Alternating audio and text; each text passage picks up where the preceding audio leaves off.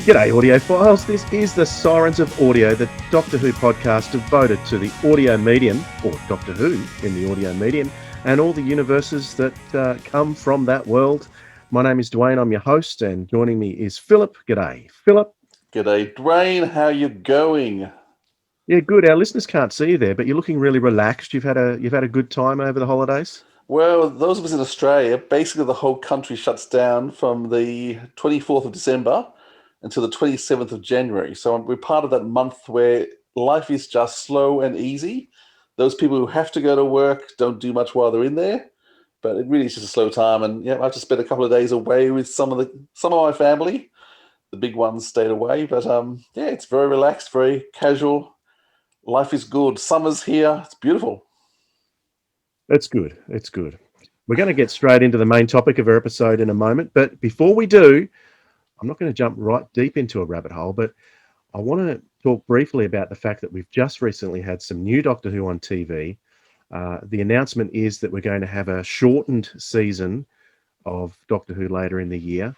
For those fans who are desperate for new Doctor Who, I just want to talk about, and particularly those who haven't yet delved into the worlds of Big Finish and Doctor Who on audio in the audio medium. Just some of the perhaps suggestions that they would need to get into it. So I might start off, Philip, so you can get where I'm headed with this.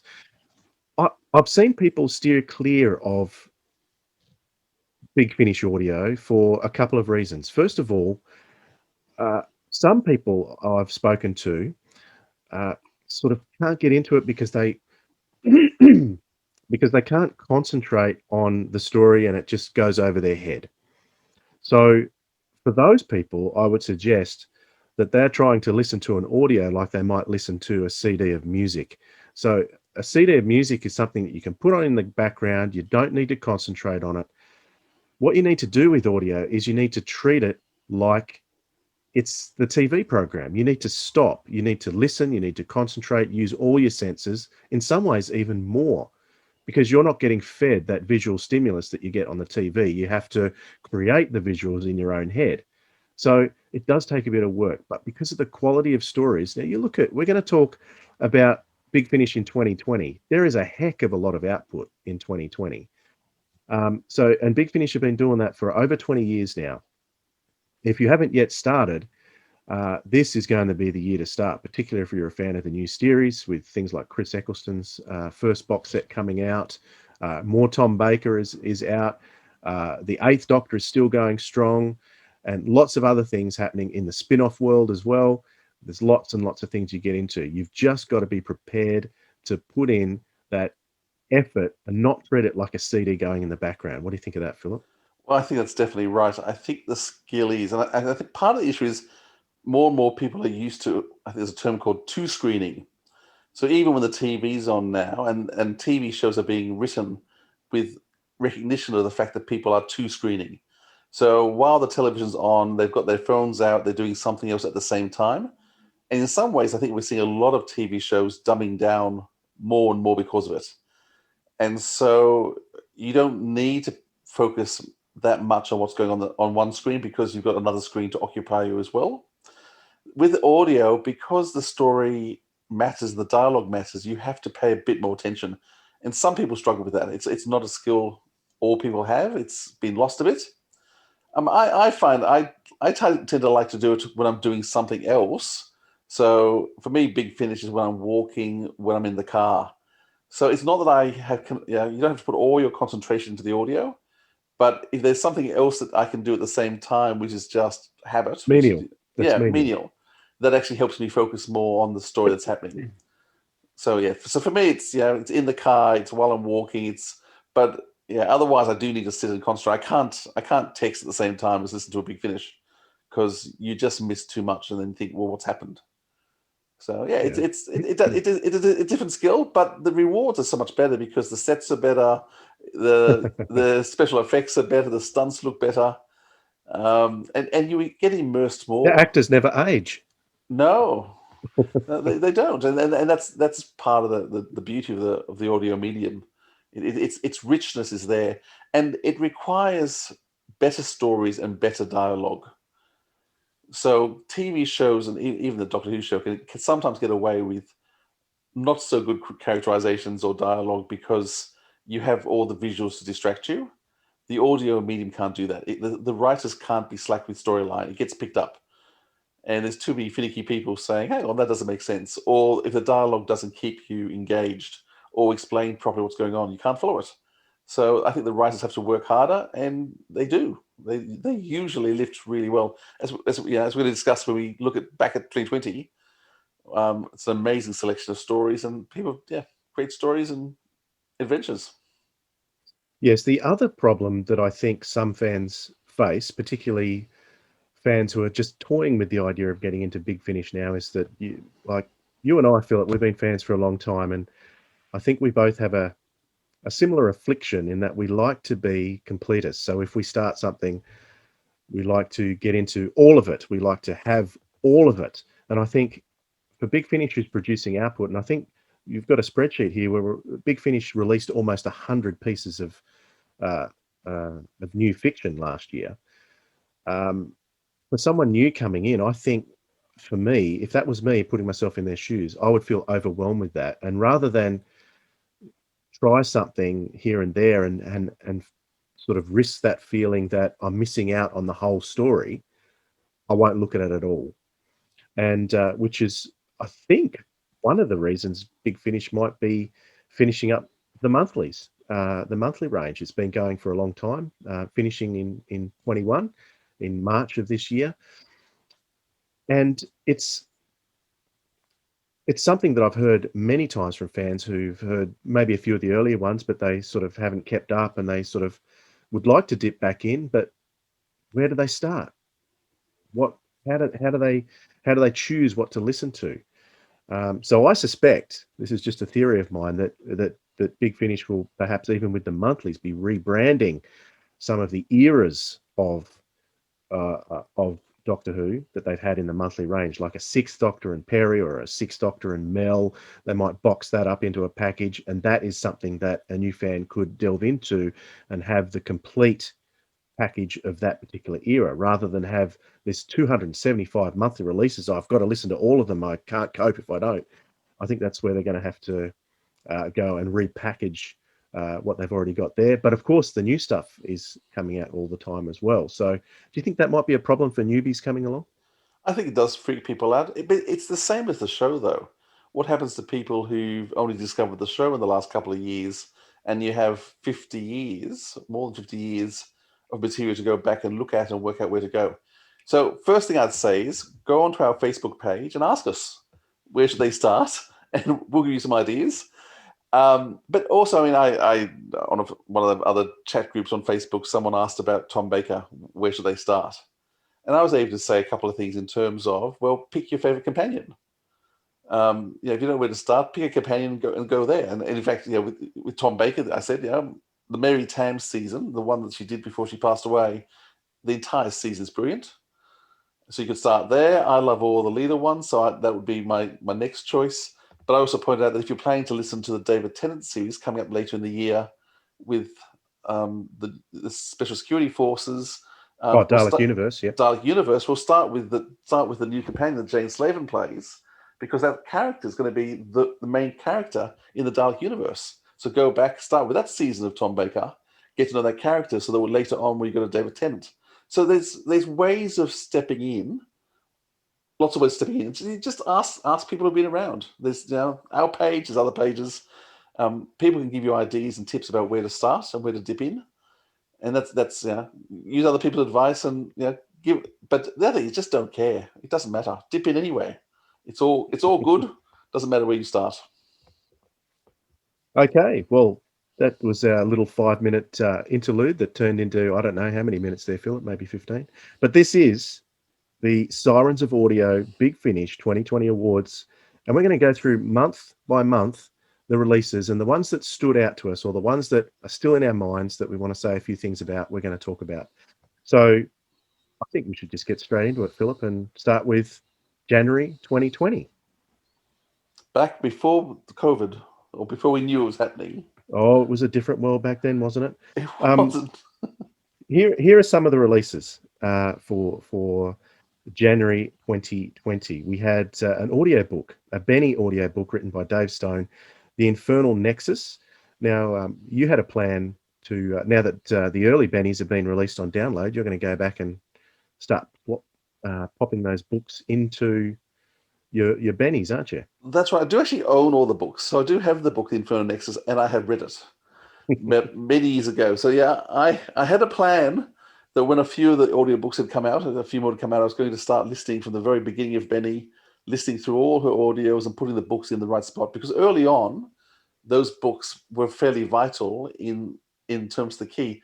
You know, the Time Lord Victorious at the moment is happening with multimedia. Big Finish was doing it 20 years ago. And their books, their short stories, and their audios all combined together to tell one long story of Benny. So yeah, so the Infernal Nexus is part of that. And yep, I'm going to get eventually, when I get some time, I'm going to listen through the entire Benny range with all the books at the same time. Very good. Okay, another release for the Diary of River Song Volume 7. 4 stories in there. Always good to listen to River Song. I haven't come across a clanger yet in that whole series. We've got Volume 8 coming out this month, but Series 7 came out, and I think you'd probably agree with me there that they're all pretty good, wouldn't you? Yes, great fun, great dialogue, always worth a listen. All right, so a Torchwood monthly came out called Fortitude, written by James Goss, who's also we've mentioned Time Lord Victorious before, and he's very involved with that. Virtually the showrunner for Time Lord Victorious. An interesting box set came out called The Sins of Captain John. Now, you've probably heard that, Philip, but I haven't, because that was a character that never really appealed to me from Torchwood. So, like we were saying before, if it's not something that you're overly interested in, you don't have to dip into it. But it was directed by Scott Hancock, and usually anything Scott touches turns to gold. Would you agree with that series? Yeah, I would. I mean, Captain John, I did actually like the character. I'm a big Buffy fan.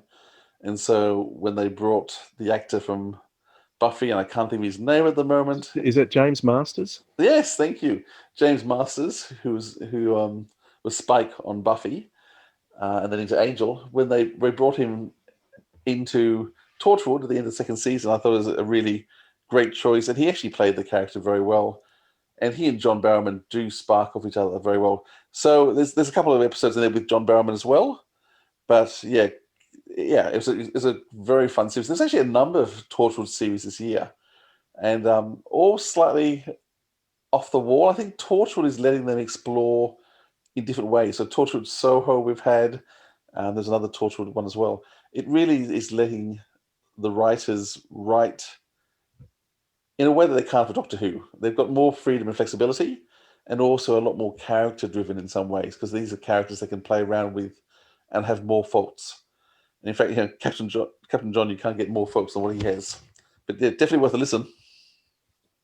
So for the monthly release for January 2020, we had the Guy Adams story Dark Universe, which was a prequel to Doom Coalition. So the very first episode of Doom Coalition, the 8th Doctor box set series that ran over 16 episodes, featured a new character played by Mark Bonner called the 11, which is one of my favorite newly invented characters for Big Finish, specifically the 11, a Time Lord with multiple personality disorder, because whenever he regenerates, he retains the previous regeneration as well. They're all in his head. A fascinating concept, and it was great to get this particular prequel. Kind of tied in a little bit with Sophie Aldred's novel that was released a few months earlier, called At Childhood's End. I think she was an adult ace that the Doctor picked up for this adventure. So that was very good. Probably my disappointment for the month of January was probably the 4th Doctor sets. The production was fantastic, but the stories just didn't do it for me, particularly the opening one, which was Purgatory 12. I love Mark Platt, and but I don't love everything he does. And this was an example of one of those. I don't think it really worked. It was great to hear Matthew Waterhouse. So I was excited about this. I was just a little bit let down by the stories. Not much, but a little bit. Chase the Night was a great story. I know you and I have had some discussions about Chase the Night and the plausibility of some of the scientific aspects of that story, but I still love it anyway. The Chase the Night was it was a high tension bottleneck show, which I liked a lot of the concepts. Yeah, I mean the science. I don't understand why the tracks didn't burn up, but aside from that, Oh, stop saying that. Just go with it, Philip. Just go with it. All right. Next release that I can see on my list here is ADAMANT Lives. Now, this was an exciting one too, because I think prior to this release, I'd had the DVDs for ages, but I'd never really watched ADAMANT. So before this came out, I started watching it, and it's actually a really good series. I don't know if this was the one that Verity Lambert went to straight after Doctor Who, but it wasn't too long after. And it was originally a series that was supposed to compete with the Avengers and the Saint to some degree. However, ADAMANT Lives in some ways was a lot funnier, although the Avengers was quite funny, but in a different way. I was curious to know how Big Finish would deal with the characters in this, because they were, particularly the female character, Georgina Jones, in the TV series. She was a pretty two-dimensional character. She was, and strangely enough, for a show that was the showrunner was a woman, they didn't treat the woman character very well in the show. She didn't get a lot of good stuff to do. However, in Guy Adams' script, and Guy Adams actually plays a part, one of the main roles actually, in this script, they do a fantastic job of recreating that particular show for today's audience, but still retaining the lovability of the 60s TV series. And so I would highly recommend ADAMANT Lives, directed by Nicholas Briggs. We may not mention every single release for the year, but we've done pretty much all that for January 2020. Of course, the short trips are coming out every month too. I've got to be honest, I haven't heard every single one of them. I do have them. They're on the back burner. Man, my back burner is huge, Philip. It's huge. So heading into February, we had a release written by Jonathan Barnes, Dracula's Guest. So that's under the Big Finish original range, so especially written. Did you get a chance to listen to that one? No, and I know it was last month the sequel to that came out as well. So there's been 2 Draculas this year. I haven't listened to either of them, so I'm sorry. The last thing that I listened to along those lines from Big Finish was their rendition of Frankenstein. And I absolutely love their take on it. So that was the actual classic story reimagined for audio.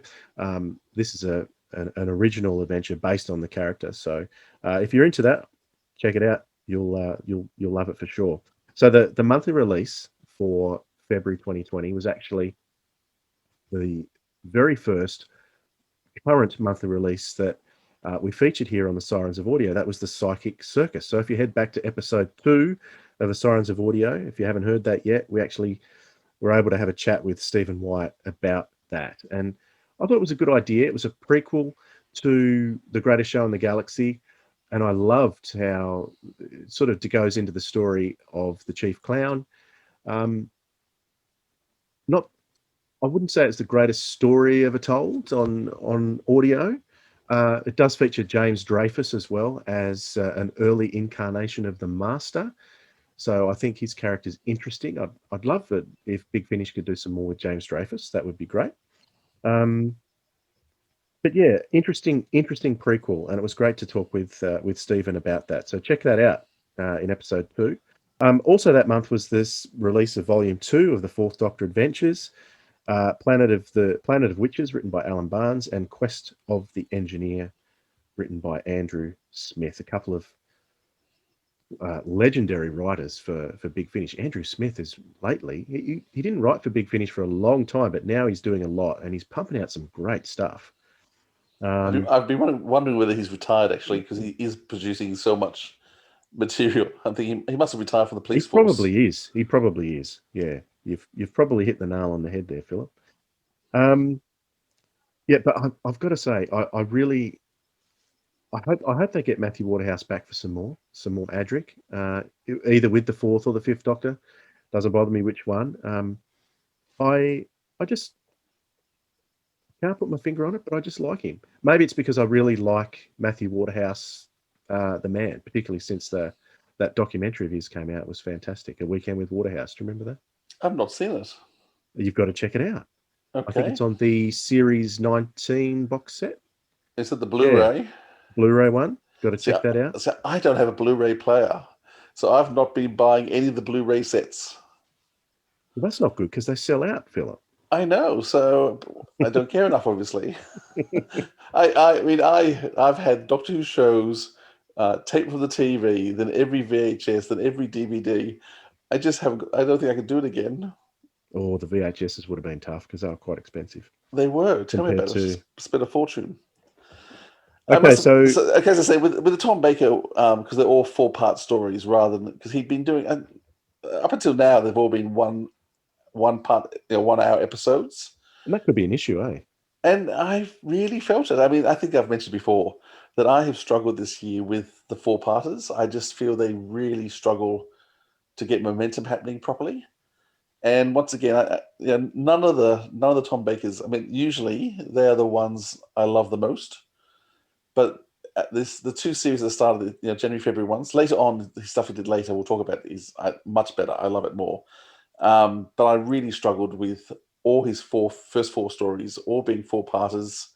I really just struggled with them keeping the momentum and the storyline up to it. So it's when I've started to feel that actually no, I think going the hour story is the way to go. Okay, so we had a 12th Doctor Chronicles box set come out. Jacob Dudman and his portrayal of the 12th Doctor was there on that one. For those who may be cynical of recasting or impersonations, probably call them recasting more than impersonation, just go with the story. It's the story that is king with Big Finish. So some great writers there. David Llewellyn, Una McCormack, Elizabeth Miles, who we had on the show a couple of episodes ago, wrote for the 12th Doctor Chronicles, and Mark Wright as well. And if Helen Goldwyn is directing, always quality. Always quality. Very different style. They're not trying to be audio stories. They really are chronicles. They're narratives with a bit of acting thrown in. So different style, but I think the style worked quite well. Now, I think you mentioned to me that you liked the short trips for this month, deleted scenes. Yeah, well, I'll point out deleted scenes. It is the only second Doctor story in the entire year. Oh, wow. So I must admit, I was just in terms of preparation for this, I'm not a spreadsheet person, but I need to get my head around the year. So I actually did a whole spreadsheet of the whole year of Big Finish audios, just to see what came out what month and keep track of the writers, the directors, all those information. And I also kept track of which Doctors, just to have a look at what were the Doctor stories for each one. And this is the only second Doctor story. So Fraser Hines narrates it. It's a great story. Only half an hour, and it's all the second Doctor gets. So can I say, Big Finish, second Doctor, he's my favorite. I am aware. One of our guests earlier in the last year mentioned the fact that they have a lot of stuff ready to go, and the big issue has been Wendy Padbury, because she lives in France. She can't get to England to a recording studio. She hasn't got the capacity to do home recording, and so there is a whole heap of stuff ready to go, waiting to be recorded. But yes, I have missed my second Doctor this year because, as I said, he is my favorite. I've also heard in various extras here and there that David Richardson has said that they're doing big things with the early years Rangers. So I don't know, does that mean they're going to recast the second Doctor? Because obviously we've got Peter Purves. He does the first Doctor pretty well for these early years adventures, but Fraser Hines as well does a great second. He's an excellent second Doctor. Mm. He really gets the intonations right. So yeah, we'll see what happens. If they're going to recast it, though, I've said it before and I'll say it again. Michael Troughton, he's the one that gets his dad down pat. Well, he sounds like his dad anyway. Yeah, he's Yeah, got the same voice. Yeah, yeah. But well, when he drops it down, oh, it's just spot on, spot on. yes, But anyway, Fraser has still got the energy of the Second Doctor, which is all we need to tell the yep, stories. Okay, so Torchwood put out a the Torchwood story for February was also a good one because that brought back the character of Martha, didn't it? it did. So Freema Agyeman for the first time came to Big Finish, and she did a superb job. It's actually a really great two-hander. I think there's one other voice that occasionally appears, but it's really just the two of them. And it's two women discussing life, the universe, everything, career, men. Really superb. And Freema is just superb. I thought once she did this, we were going to get some announcements of Freema sets coming, which hasn't yet transpired, but I'm still hoping they get Freema back because she's one of those very underrated companions, I think. I think Rose was so loved that there was a bit of a backlash against Freema when she arrived. And yeah, I've heard rumors about Freema and David, and there was some sort of issues there. But in terms of what she brought to the show, I thought Freema brought a lovely dynamic. And yeah, Freema still had the best leaving scene of any modern companion because she left on her own terms for her own reasons, which is nice. Very good. So other releases for February were Volume 3s of a couple of box sets, and that was Blake 7 Restoration Volume 3 and Gallifrey Time War Volume 3. Or was it Time War Gallifrey Volume 3? I think it's Gallifrey Time War 3. I find myself putting Time War stuff on the back burner. I haven't heard all of that set yet. I've heard some of it. But I'm finding that whole scenario a little bit, shall we say, too much for this old brain. So it's not one that I will prioritize. So if I have to put something on the back burner, it's going to be a Time War set. Even if it's an Eighth Doctor one, I'll listen to something else first. But you might have something to say about that later when we come to the Eighth Doctor Time War box set. And the same with Blake 7. However, that's just been due to the volume of stuff. I've just lagged a bit behind on Blake 7. So I don't know if you've got anything to say about those two releases, Philip. But I will just quickly. So Blake 7 after Doctor Who is my favorite TV show. And so I have adored all the Big Finish. The Big Finish output of Blake 7 has been amazing. Their chronicles were just fantastic. The stories in there, and then their series have been great. Restoration suffered, and it was a bit late because of the death of Paul Darrow. So he was supposed to have a major part throughout these stories, but of course he passed away. And so they took a few extra months to work out how to re-edit stuff and redo some of the stories. So it actually sets up the Restoration is the Liberator. The Liberator at the end of the last series basically gets wiped out. And the three box sets are all about the Liberator coming back together again and being repaired and them trying to save the ship. So this ends that series really well, and they've managed to edit Paul Darrow into the end by using previous voice work that he did, and they managed to put together basically a 10-minute scene with him at the very end, which honors him, honors the show, and the sound designers have just done an amazing job to be able to put together a whole scene. But it's long with an actor who's passed away.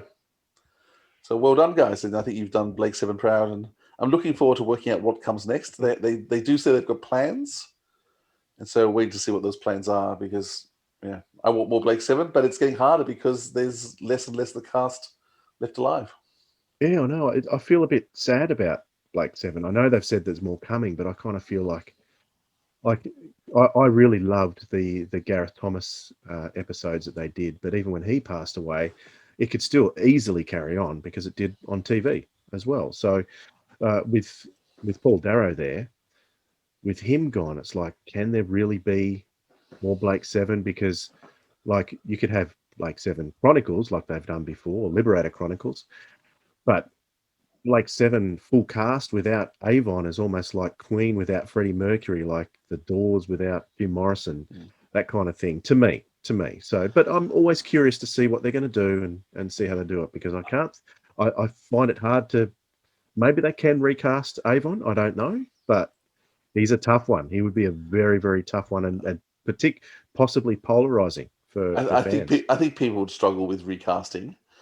I think my view is I don't think they could do full cast now, but I do think there's still a place to do more Chronicles, because you don't need Blake, you don't need Avon, you don't you've still got Callie, Jenna, Villa, so you've still got enough that you could actually do a couple of box sets of Chronicles, which would work.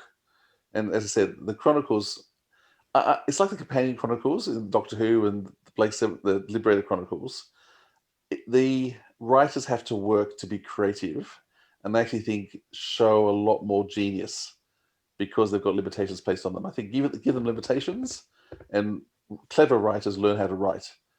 I think you give a writer $20 million script, $20 million budget, and say write a story for $20 million, and they can come up with anything, and they don't have to be creative. But when you hardly give them anything to work on, they have to be creative, and that's what I think the Chronicles do. They force the writers to be clever, and that's why some of them are actually the best stories we have.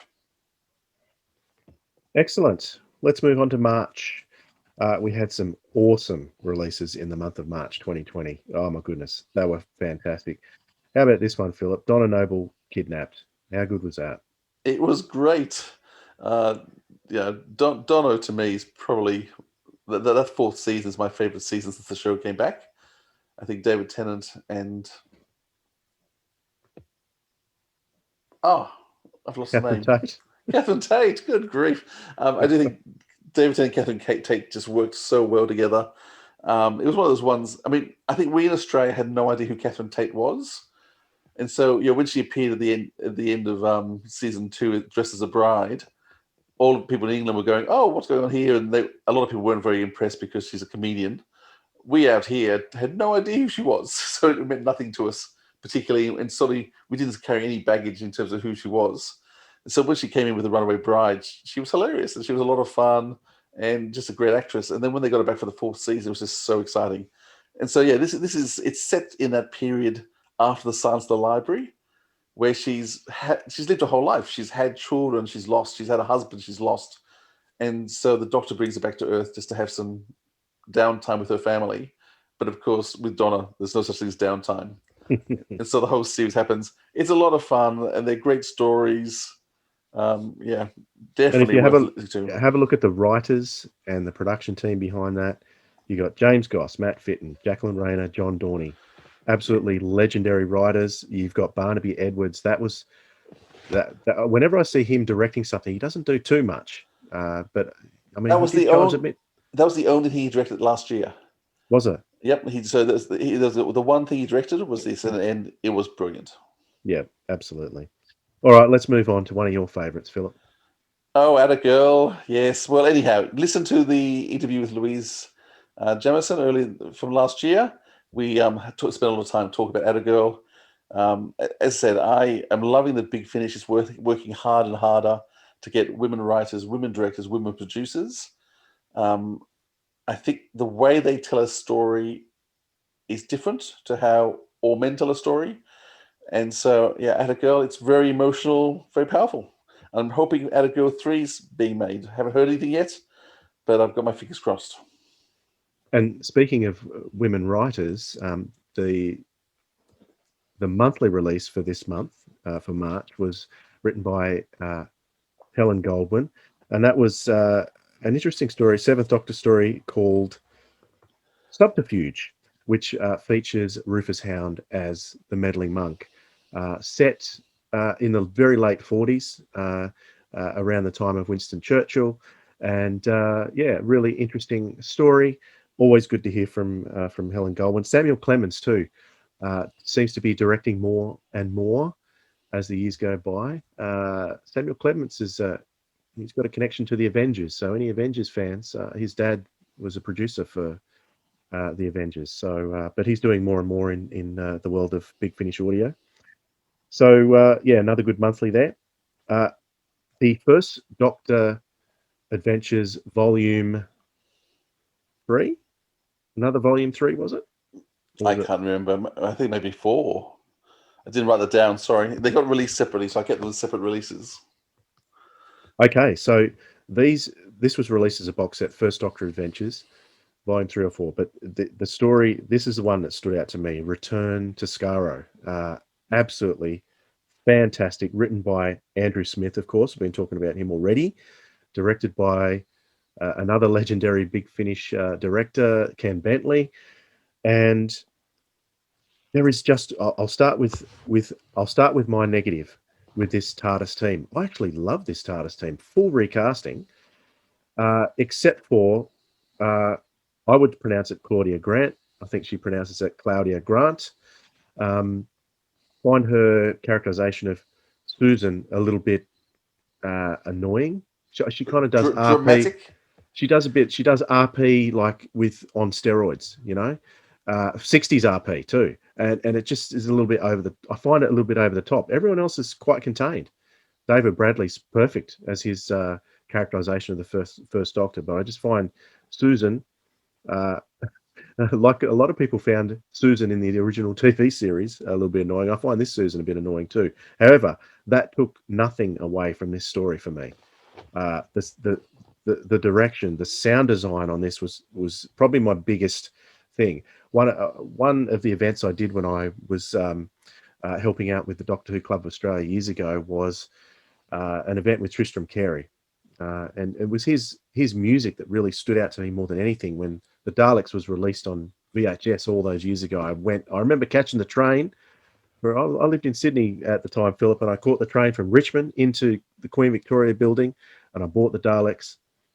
I went home and I just devoured it. I thought it was absolutely sensational. But it was Tristram Carey's music that stood out to me from that. And it's Howard Carter that does the music and sound design on this. And he kind of does music along the same lines as Tristram Carey. All the same sounds from the original Dalek City in that original TV story are all there. And they're not just there, they're enhanced and added to. And I just love it. I just love this. It was probably one of my favorite. I call this a spin-off. It's not really a spin-off, but it's one of the spin-off box sets.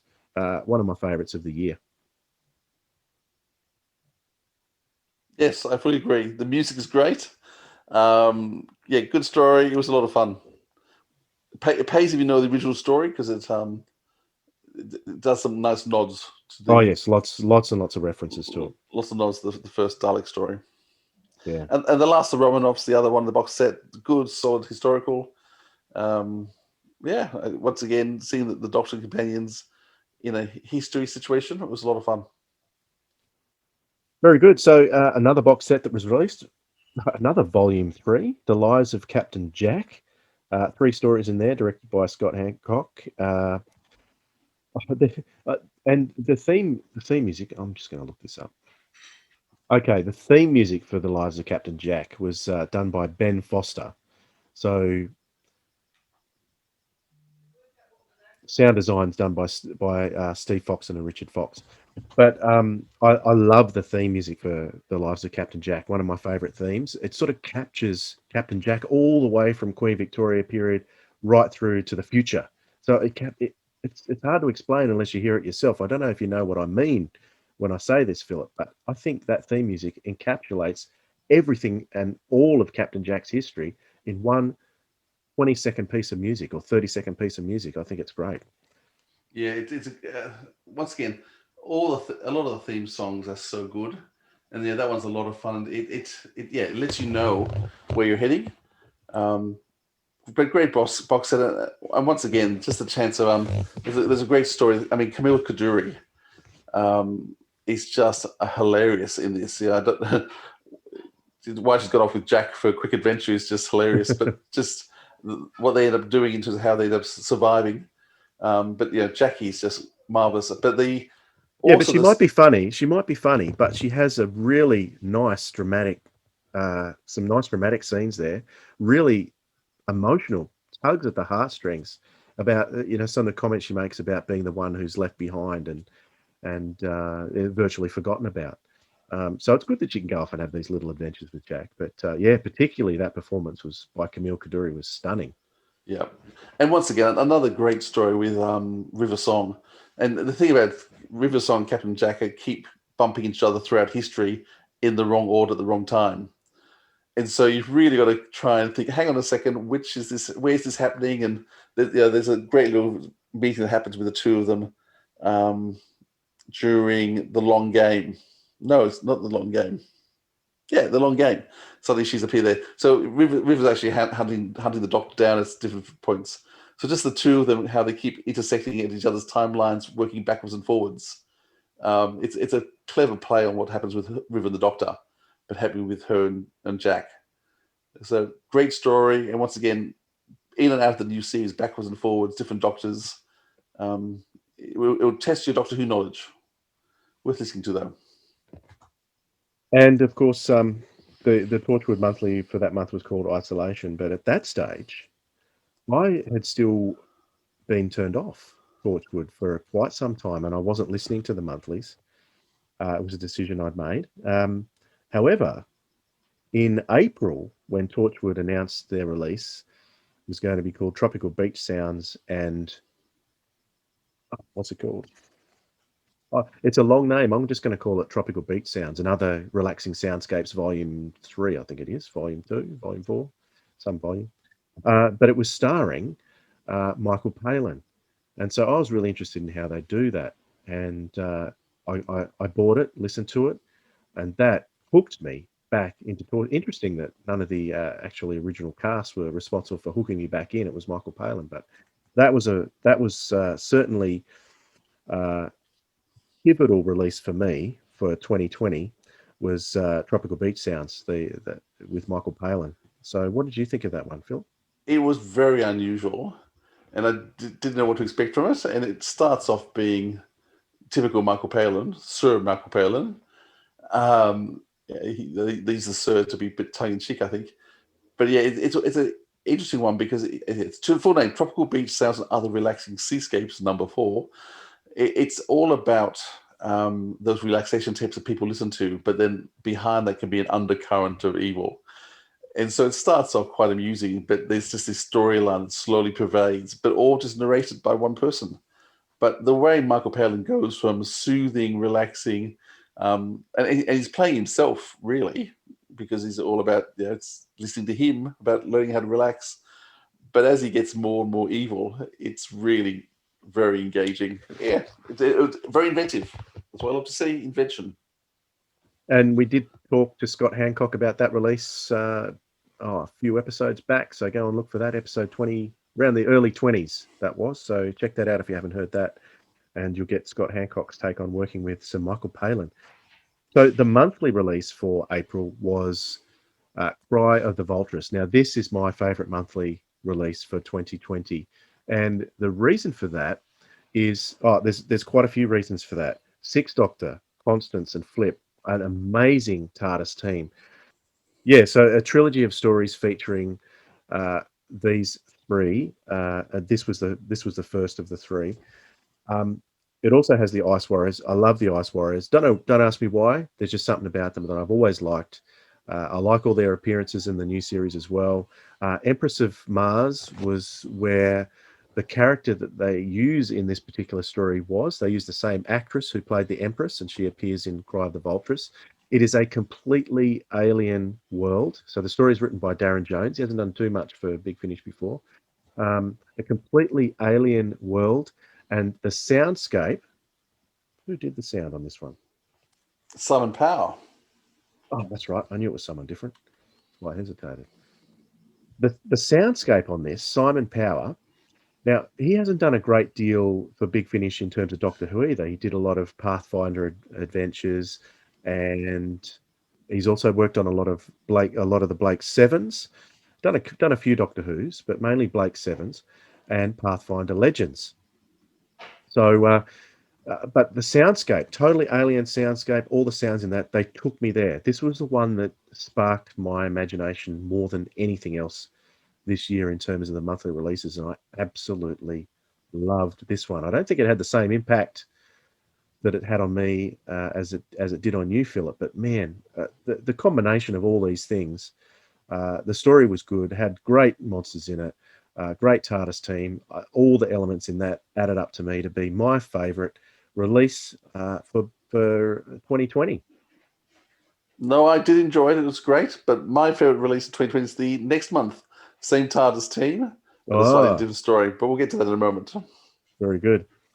And oh yeah, we did talk to John Ainsworth, who directed this one on one of our early episodes too. So do check that out. Susan's War was a box set that was highly anticipated, and it was one that I only listened to recently, believe it or not. It was one that I put on the back burner, but I wish I didn't. It's a time war, so you would have ignored it.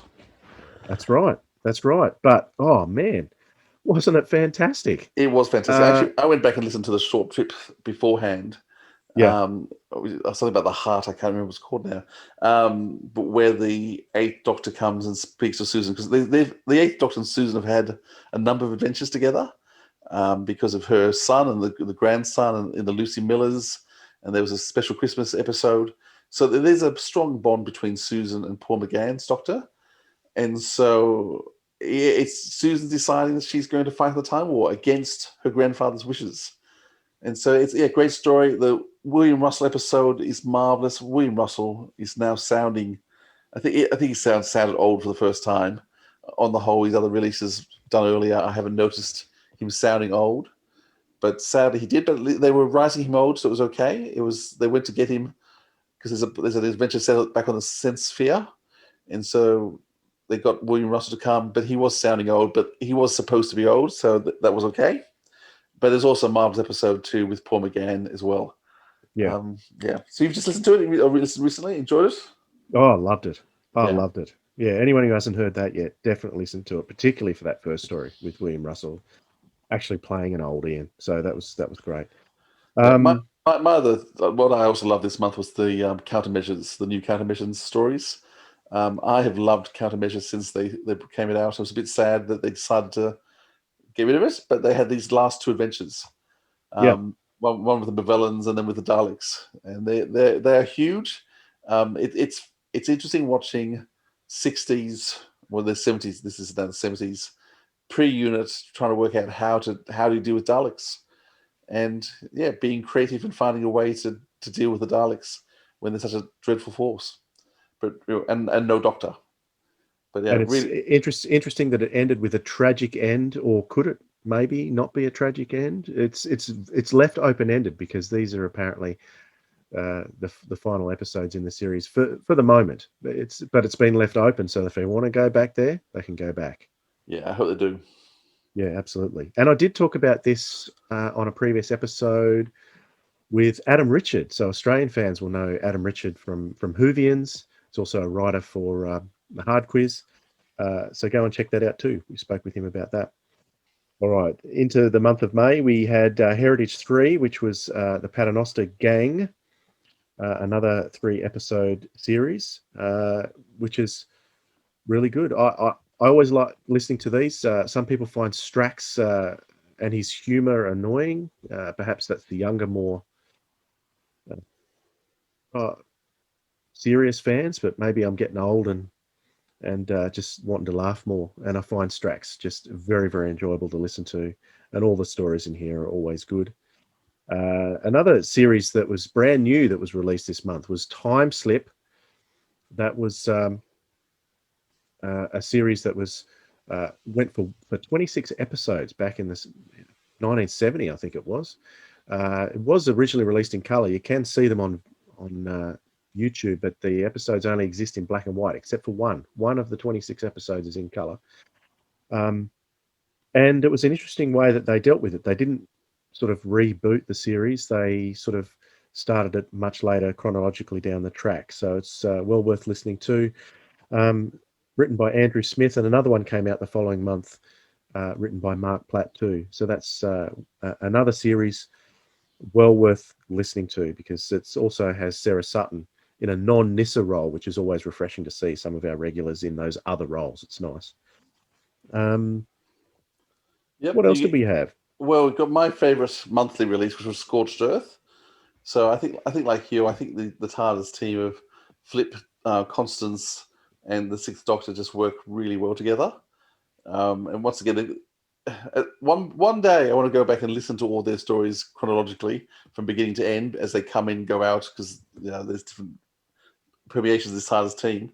But they just travel so well together. And Scorched Earth for me was just having a look at, because it's set at the end of the war, Second World War, and there's just moral dilemmas in terms of how you respond. And having Constance, who is a product of the Second World War, who's seen the horrors, her having ethical dilemmas in terms of what she should do in terms of the Nazis, and when she is confronted with Germans who aren't Nazis but they're German, and how does she deal with her anger with them, and does she want revenge, and then Flip, who's a modern character who's much more easygoing about the whole war thing. So you had these two characters who are usually so close have a major ethical clash, and I couldn't tell where it was going to go. And so the whole story I was intrigued by, because I didn't know how these characters were going to relate and how they're going to rectify this moral dilemma of what you do with Germans and who do you destroy and who do you wipe out and what's justified in war. So yeah. Yeah, I have to agree with you that that conflict between Flip and Constance was what made that story stand out to me, and I absolutely love those two together. Oh, I want to see more of them together. Hopefully, once the monthly's finished, we can have some box sets with that TARDIS team. Indeed. All right. That's the special thing that got released this month for the first time was the first story made in lockdown. Mm-hmm. So of course, with everything happening, particularly in England, and the guys over there, and the US in particular, I know, got lots of listeners over both those places, have been doing it very tough with COVID and struggling, and our thoughts are still with you as you're still dealing with all sorts of surges and deaths. But Big Finish, we weren't sure what was going to happen in terms of recording and was it going to end. And for most of the arts, they have really struggled. Theaters have closed, movies have closed down, TV shows closed down for a long time and still struggling. But Big Finish worked out how to keep going. And so we didn't lose audio content. And so the first, I think, just to demonstrate to us that they knew what they were doing, Shadow of the Sun, which should have been released, I think, 2025 or 2026, it was being written for a long time in the future.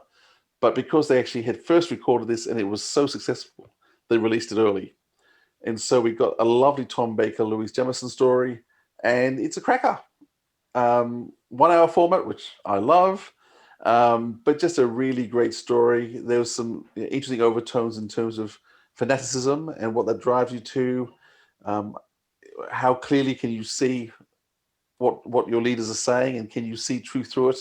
So some interesting things about science in it. So there's some really, we could discuss at length some of the undertones, but just once again seeing that you couldn't see the change of quality with this story from anything surrounding it. So this one made in lockdown is just as precise and excellent as anything around it. And so Big Finish was showing us in this month it could be done. Well done. Absolutely. Yeah, it was a great one.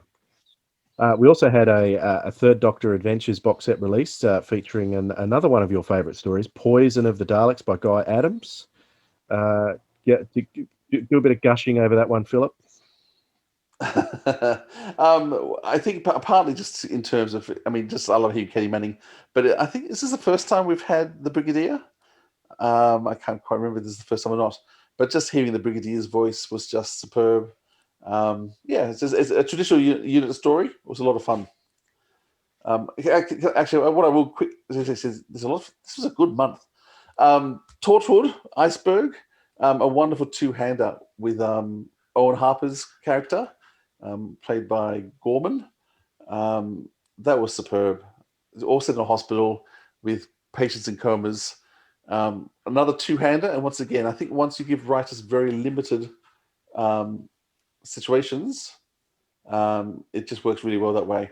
So yeah, Grace Knight wrote this great script. So brilliant Torchwood, and actually the short trip you love too, don't you? Which is the Regeneration Impossible. Yep, that was a good one. So Jacob Dudman playing two doctors, And it's just a two-hander where he's playing both doctors having a conversation backwards and forwards. So if you've not listened to it, it's really cheap, those ones. Mhm. So have Yeah, a listen to it. It's great. absolutely. One of the ones I was looking forward to for this month was a non-Doctor Who release, a Big Finish original called The Human Frontier, because I knew I was going to be talking with Nicholas Briggs about that particular story. And if you haven't heard that yet, go back and have a listen. It's a really good chat I was able to have with Nick. And The Human Frontier, classic sci-fi, but with Nicholas Briggs' trademark small cast with massive universe written all over it. And yeah, it was like all the Big Finish originals. This one was another great one that they could tack onto their wall. It was fantastic. Nasty cliffhanger. So it's a good thing. That's why I said to him, you can't stop it like that No. and not have a series 2, because when I spoke to him, I don't think a series 2 had been commissioned. It wasn't long after that one had been commissioned, so that was good. Okay, so for June, the Torchwood release was Dinner and a Show, which I think was Yanto and Tosh. Is that It right? was. It's so much fun. So if you Mm. love a restaurant, it is hilarious. The whole preface before it's one of those really light-hearted ones. There's alien menace and there's possible thousands of people could die, but it's just the two characters having a very funny time because Tosh thinks she's going to get a date with someone else and Yanto turns up. Yeah, it's very amusing. We also had the highly anticipated release of Stranded 1, which for me, what I was looking forward to was seeing what role the caretaker would play, played by Tom Baker. So that was an interesting set to have. We've got Volume 2 coming out soon, but this was really interesting. Uh, Totally different setting from Ravenous, that's for sure. Ravenous, a highly charged, very scary box set, and we've gone all suburban in Stranded. Yeah, I think it's good to have a change now and then. This wouldn't be my choice of what I want to happen for too long. Um, yeah, as I said, the Time War 4 that comes out later with Paul McGann, I'm preferring him in the Time War series a lot more. It's domestic. It's yeah, not my cup of tea. I mean, I'll keep getting them all, but I'm looking forward to him getting the TARDIS fixed and them leaving. Yeah. All right, and what else have we got? We had some Steed and Mrs. Peel. Yeah, I love the Uh, adventures, so that's great. yeah, that was a good one. Star Cops Mars 2. Have you heard any of the Star Cops yet, Philip, or are I you a bit have behind on them, but those? I've not listened to them. Well, I haven't. I didn't hear this one yet because that's still. I'm a little bit behind on the Star Cops, but man, it is really, really good. Um, Someone said recently on social media, why don't they use the Star Cops theme from the TV series? Well, some people reckon it was great. I didn't like it at all. It was one of the things that turned me off the TV series was the theme tune. And I don't care if what was his name, Justin Hayward from the Moody Blues did it. Don't care. It turned me off. The theme music that they use on the Big Finish sets is much better, in my opinion. We had Missy 2 back in action, which was fantastic. Uh, Rufus Hound and her. So those two together. the meddling monk and Missy are just so good together, and some amazing stories. Yeah, John Dorney just keeps writing better and better stuff. So yeah, good Very stuff. good. Um, the Torchwood for this month was probably next to Tropical Beach Sounds. This one was probably my favourite. Save Our Souls. It's a Queen Victoria story. And I absolutely loved this one. It showed all the nasty bits of Queen Victoria. I really didn't like it, but I loved the story at the end. It was absolutely fantastic. So, Yeah, Queen Victoria got 3 Torchwood stories this year, which mm, is amazing. So Rowena Cooper's a great actress, but yeah, it was set on an island. It's a bit horror Frank Rockish in some ways, as everyone keeps dying bit by bit. But everyone is told when they're going to die, and so it really is very macabre and quite terrifying because of it. And you never know which way some character is going to jump. So it's that unknown element of just not knowing how people are going to behave that keeps you engaged. But yeah, and you are right. It's a great story. And when I mentioned Star Cops, I failed to mention we're in July now, so we're sort of jumping ahead at a rate of knots at the moment. So, Robots 2. So the first Robots box set came out just November, December 2019. This was the eagerly anticipated Robots 2 with a story featuring David Collins and Pamela Salem as their original characters from the Robots of Death. And this is a series that is just so listenable. It's just a pleasure to listen to, with high quality actors in it. Like, it's hard to believe some of these actors that Big Finish get. It Your thoughts really, on? yeah, it really is astounding in terms of the quality they get. I'm not sure if you've heard, it's just been announced that box set 5 and 6 have been commissioned to be released too. So I had originally I thought did. there was just going to be 4, and now Mm, they've announced 5 and 6, which is great. And also they've put out the information for the next box set, and it was good to see that both Paul and Tooth will be in the next one as well. So I wasn't awesome. sure with the death of David Collins. David Collins. I wasn't 100% sure whether we'd see any more of Paul, but it looks like they've got at least something else recorded. I was surprised by the fact that Tooth and Pool just had their own. It's only 3 episodes in the box set, and Tool and Tooth have their own episode, which doesn't yet Or connect. Pool and Toos. So Pool and Tooth, I say. Pool and Poos. Oh, oh, it's That's getting staying in, late. Philip. Yeah, go for it. They got their own episode, which surprised me. They weren't interacting at all with the other main characters, and so just how they slowly weaved them in, and we'll see in the next box set. They're weaved in a bit closer, but yeah, it was a great set, and number 3 we'll get to, but equally good. I'm really loving the robots. And so we had 2 monthly releases, Doctor Who releases in July, because we didn't have one in June. The Lovecraft Invasion by Rob Valentine was postponed because it deals with H.P. Lovecraft, the man, who is known as a serial xenophobe and racist. And so Big Finish delayed that because it was in the midst of the Black Lives Matter movement and everything that was going on there.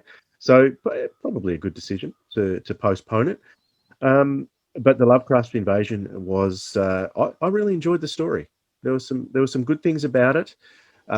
You and I have been debating whether or not it was really necessary to add bits or take bits out and make it a little bit more politically correct. Who knows? It's interesting. Just last night, I was surfing through Amazon Prime and I came across a Lovecraft documentary, so I thought I'd watch that. And yeah, some of the stuff in his writing, he was pretty horrible. And I don't think in the Lovecraft Invasion they dealt much with what he actually wrote. And some of the words he used within that writing, he was just getting lectured to by the Sixth Doctor as if we were supposed to know what he'd written. If I'd have known if there had been some quotes of his writing within the story, I would have known what the Sixth Doctor was referring to. But not really being a Lovecraft aficionado, I found it difficult to relate to what the Sixth Doctor was drilling him with through certain parts of that story. So, but the story was good. I enjoyed it. Yeah, and we had a great chat with Rob Valentine about it when it came out. And it was a cautious discussion because at the time, it's interesting. So much of our lives and what's happening in the world is based around what's happening here. But yeah, at the time, that was the tragic death that happened in America and the whole Black Lives Movement, which was an important thing. I think all countries had to start thinking through what we have done and what we've failed to do in terms of racism, and we've only just started the conversation. Like nothing has been solved, but there was at least an acknowledgement. And for that reason, yeah, Big Finish held back on releasing what could have been a controversial story because the character himself um, wasn't a very nice human being. And then you have the whole debate about um, what does what does it matter for a person's beliefs in terms of their work, and how do you judge the past and judge people of the past, and therefore what do you do with their work? Because the reality is there's a shocking history happening everywhere with all people, and we need to keep examining what we can accept and can't accept of people's works. And there's the rightful censorship. Um, something should be taken off streaming services because, and not because they should be censored, but because community tastes have changed. And there's shows that were funny we deemed acceptable in the 70s, which aren't acceptable now.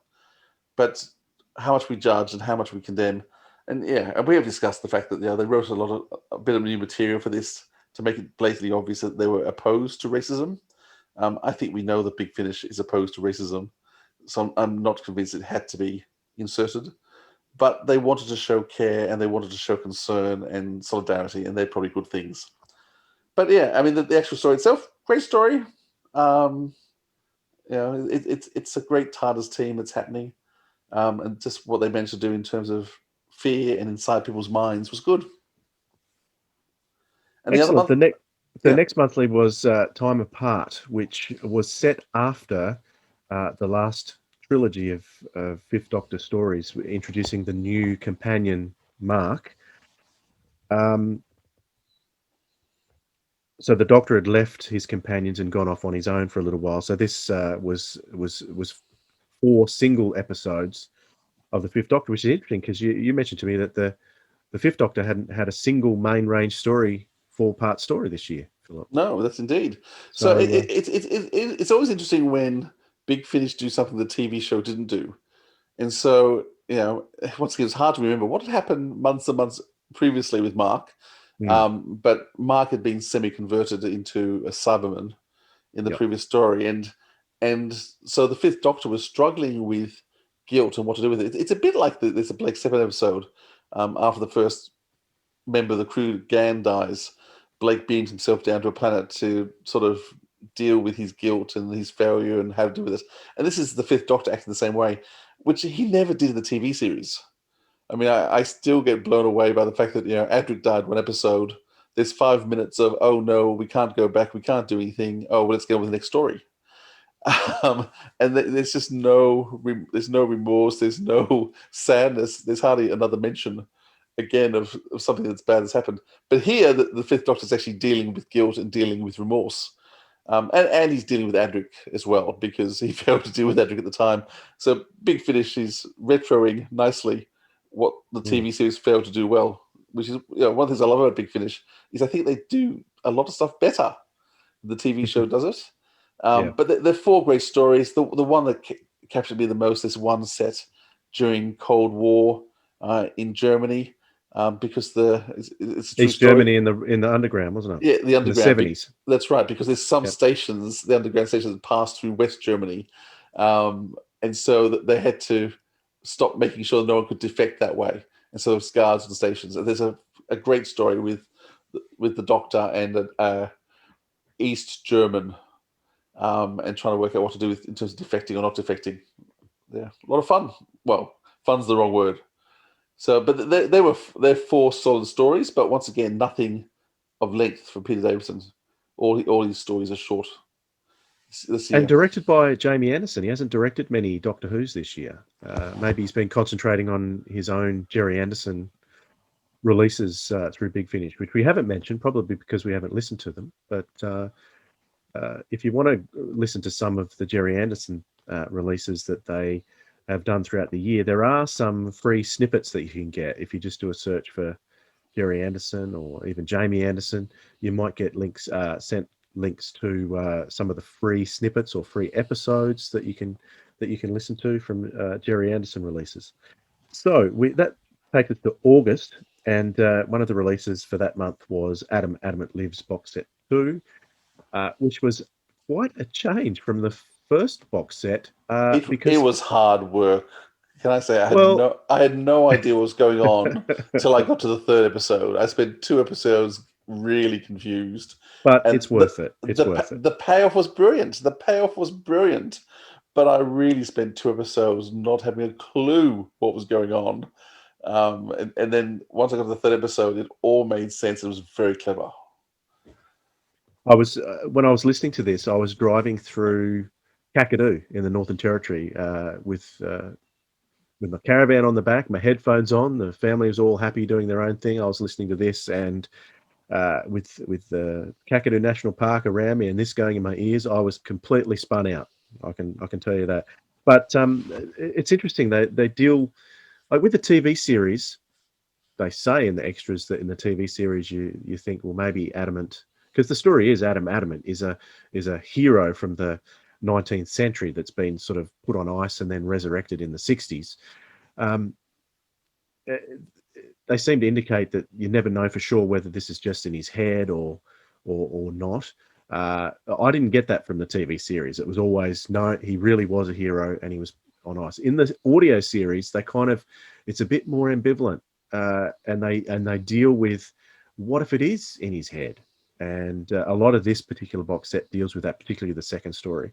But definitely worth a listen. I love the guy they've cast. I think his name's Blake Riston or Ritson. Uh, the guy they've cast as Adamant, absolutely brilliant. All the cast is fantastic. Great voice. Absolutely.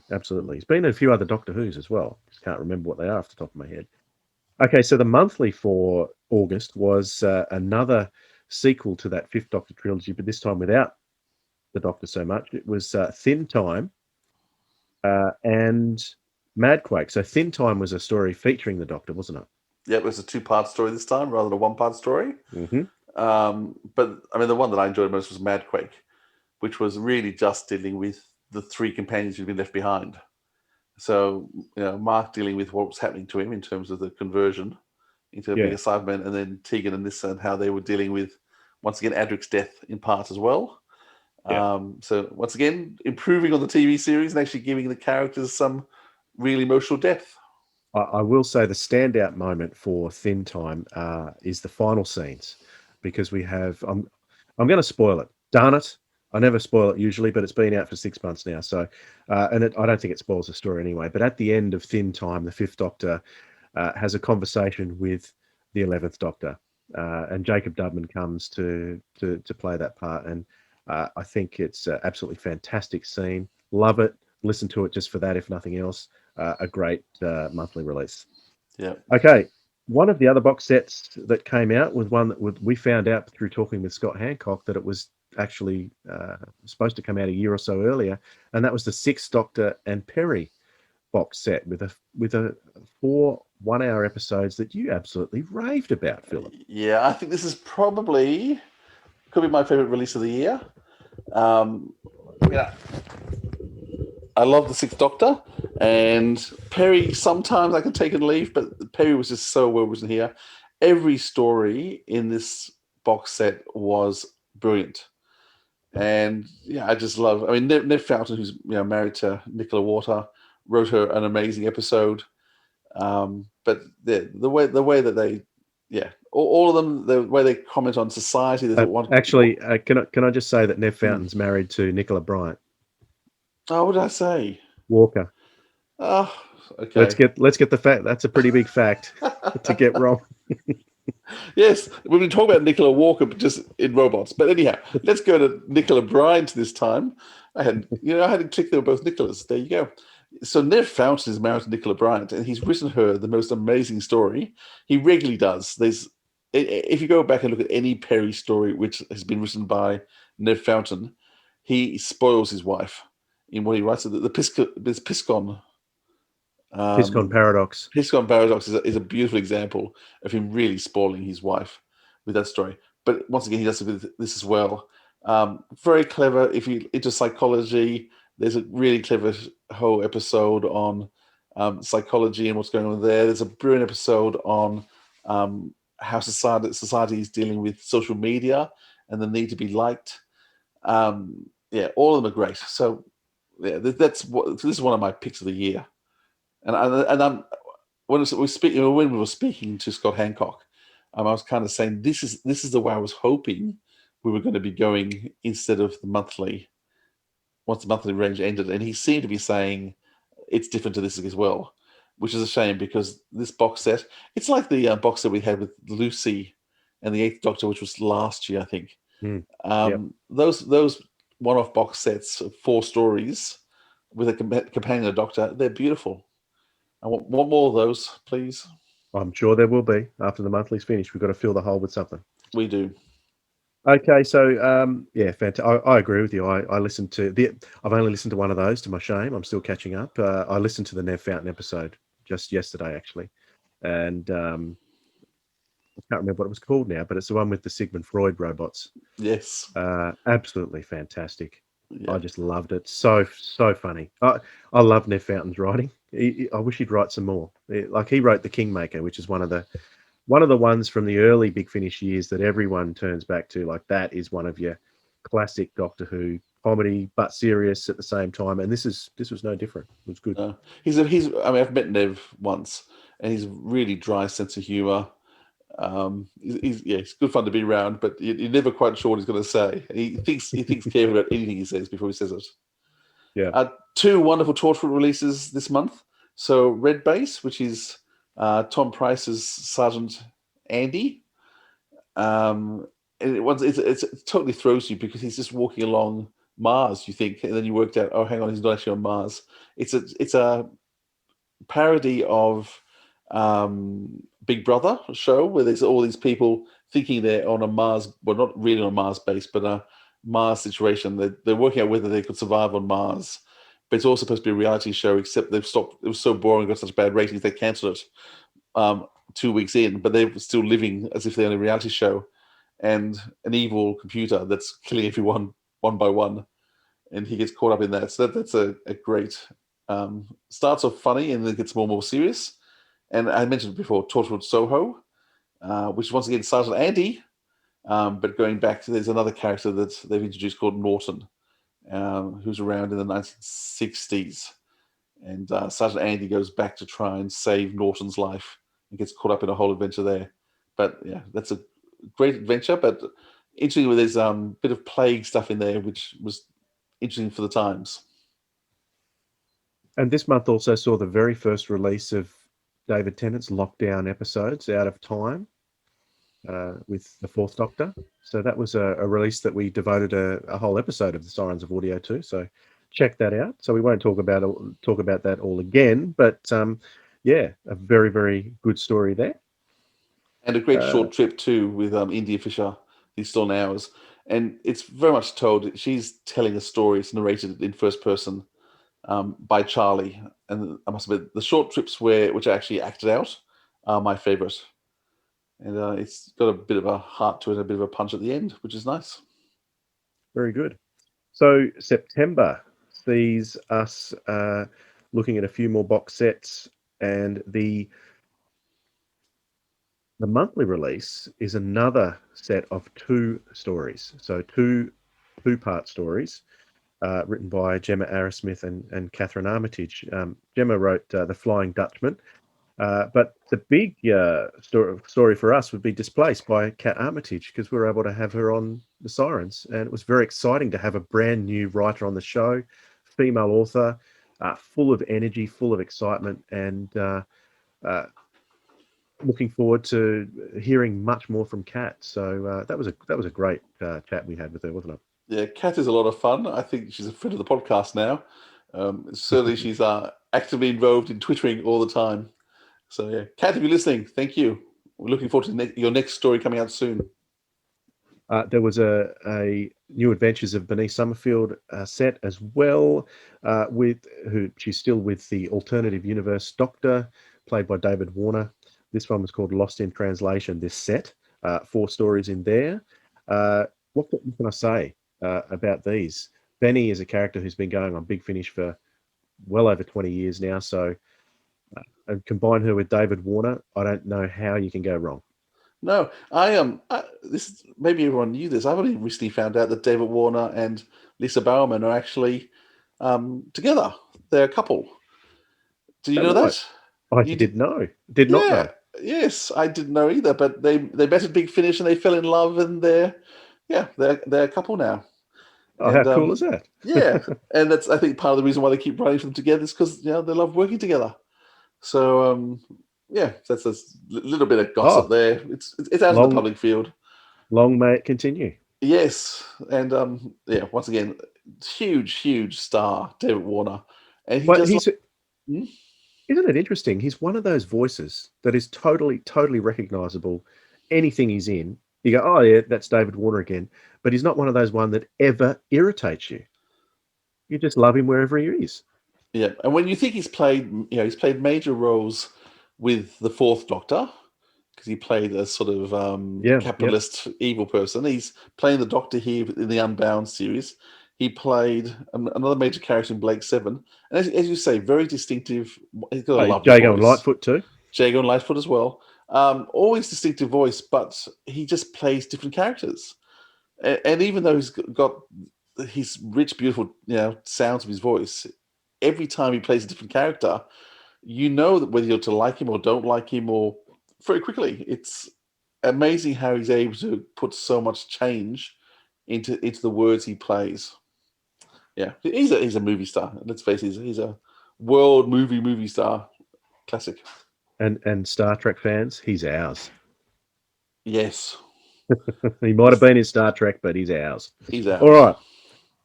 right, let's talk about one of your other faves that you're absolutely raving about this year, Philip. Let's talk about a Time War box set that. Well, you tell us all about it. Well, I mean, my favorite Eighth Doctor story this year was the Time War box set, which, and ironically, probably the story which is most got me. The Doctor's not in that much. It's like Blink, isn't it? So Palindrome by John Dorney. That story, it had me just thinking so much. The first episode's working backwards, the second episode's working forwards in time, but the two stories interlink backwards and forwards. Yeah, I think it's just a brilliantly constructed story. When it comes to the great classics of Big Finish, I think that's one of the stories which it's up there with I was going to say the Pirates, Spare Parts, Midnight. I think this is one of the ones that's going to go down as the great classics. And then the other two are just great stories too. I enjoy the Eighth Doctor with a companion having fun. Stranded was good. I mean, I'm not saying I didn't enjoy Stranded. It was just a bit too parochial, and I think the Doctor was just too much off balance. I mean, and that's they're deliberately doing that. They've made the choice. They want to put the Doctor in a situation he's not comfortable, and a domestic situation is somewhere he's not comfortable. So it's a choice they've made. But I love the Doctor free, and so for me, yeah, this story, but also just the tragedy of the war that's happening around him, and just leading to where we know he's eventually going to end up in terms of being regenerating. But he's trying to be a good man around so much evil. I just love that internal battle he's having. That's enough. And seek out our episodes that we spoke with John Dorney on, where we were talking about this story as well. So John Dorney, we had 2 episodes of the Sirens of Audio with him. So check those out if you haven't heard them already. Okay, so Ex Machina was also a Torchwood one that you really liked. But I'm going to move on. Yes. Callan Volume 2. This was a highly awaited box set by me because I loved the first Callan so much with Ben Miles playing the part that I went and bought. I'd never seen Callan before, so I sought out the DVDs, bought them, got into it. I haven't seen much of the color series. I've seen all the they call it the monochrome years in the DVD box set, and I've seen all those. Man, what a character. Edward Woodward is totally different to Ben Miles, but Ben Miles just plays the character of Callan in his own original way, and I absolutely love it. Written by James Mitchell, which is the son of the original writer for the TV series, and a solid set of stories. I probably didn't have the same impact that the first box set had for me, but still nothing to stick my nose up at. Yeah, I actually listened to all of box set 1 and 2 together because I hadn't listened to the first box set, and you were raving about it. So I got the first set and this set and listened to all 8 stories in one sitting, and I enjoyed it. Like, very bleak and Cold War, and they really captured the mood well. It was good Because stories. it also has Jane Slavin, who's sort of another one of those actors who's in a lot of different series in Big Finish. Does a lot with Tom Baker. She's in Dalek Universe coming up. So she plays a major character in Callan. Frank Skinner also is another person who's been in Doctor Who, the TV series, but also well known in the UK, not so well known over here. But he does a fantastic job as Lonely as well, because the Russell Hunter, who played Lonely in the TV series, was such a unique character. And I think that's the thing with Callan, is that these characters were so unique. Yes, it was bleak, it was dark, but it was so, and that's what was good about it. It was different to everything else. Any other spy show you wanted to see that was big at the time was like Avengers, which was a little bit, far-fetched at times and a little bit silly. These took it deadly seriously, and I think that TV series, the original one, was often praised for being very much like how espionage really was at the time. And yeah, the mental and emotional torture that Callan had to deal with his past experiences, now using them as a spy, really, really a big part of the story, which is always brought out. And I just love Ben Miles. I've loved him since Coupling. So he's not just a funny comedy actor that he was in that TV series. He's really something special. So yeah, thumbs up for me for Callan. So October, we had a couple of short stories. The first Big Finish short stories releases in the Time Lord Victorious universe. So both performed by John Coleshaw. One story featured John Coleshaw playing the Roger Delgado Master. The other one featured him playing the Anthony Ainley Master. And it just blew me away. It was fantastic to hear, particularly Roger Delgado's voice, well, not his voice, hearing someone portray him so well. I just love these two things. At the time, I was a little bit ambivalent about the Time Lord Victorious thing, the whole multimedia arc thing. But I have to confess that in the last couple of weeks, I've gone and read the novels as well. So I've ordered the novels. which Well, the thing is with the Post in the UK at the moment, and I've actually been reading some ebooks. I thought, forget it, I'll just get them on Kindle. So, yeah, I got the novels and read them straight away over a couple of days. Yeah, definitely those two books go well with time. Once you read the two books, all the parts of Time Lord Victorious start to click in, because that first book, The Knight, the Fool, and the Dead, is kind of set straight after Waters of Mars. So then you get to sort of get the 10th Doctor's motivations in particular, and then the second book is a multi-Doctor story with 8, 9, and 10. Really well done. Not mega novels like they were in the 90s, but still really good things. And yes, I'm turning to multimedia now. I'm actually really liking. I'm even considering buying the graphic novels now. Yeah, these two short stories were our first taste of Big Finish's foray into the Time Lord Victorious. What did you think of them, Phil? I enjoyed them. The second one confused me a bit, and I had to go back and listen to it again because I think I lost concentration. I was on holidays at Port Stevens listening to that, and my kids kept interrupting me, and it threw me totally. And I had to go back and listen again, and it made a bit more sense that time. And I think before I knew what was going on with the Time Lord Victorious series, it was just diving in. But yeah, John Coleshaw, what an amazing performer he is. I think that's so funny that you've ordered the books too, and I've just done it myself. Yeah, well, It's sucked us in. I've got the hardback books coming though. Did you just get the Kindle? Yeah. Oh no! See, I'm getting the real physical books coming. I'm not just going Kindle. I'm doing it properly. Okay. No worries. On my bookshelf to gather more dust. But speaking of Time Lord Victorious, also released was a full 1-hour installment called He Kills Me Not, which introduced a fantastic character called Brian the Ood, featuring the 8th Doctor. A really, really good introduction story. The books, once you get the books, He Kills Me Not will make a lot more sense. Okay. As to where Brian the Ood is placed, because he kind of jumps around between Doctors, and it sort of goes into a bit more detail about that. So yes, the multimedia thing is sucking us in. It's working. I'm enjoying it. Really enjoying it, actually. It's a Western. I mean, this story's actually got quite a bit of hate out there in the world, the fan world. No, But they don't know what they're talking about. no, it is so funny. It's the gunfighters done with the Eighth Doctor and Brian the Ood. I guess it's the same people who hate the gunfighters, but yeah, Brian the Ood, the assassin. It's such a bizarre concept, and it's just nice Doctor Who doing a western. Mm. And Paul McGann gets to do his sort of American sheriff voice. Yeah, So that's he's great. it took me a moment. There was a few seconds there when I thought, who is this? Because he was doing such a good American accent. I hardly knew it was him. All right, the monthly release for October was a Fifth Doctor story, Shadow of the Daleks Part 1, which comprised of 4 single episode stories.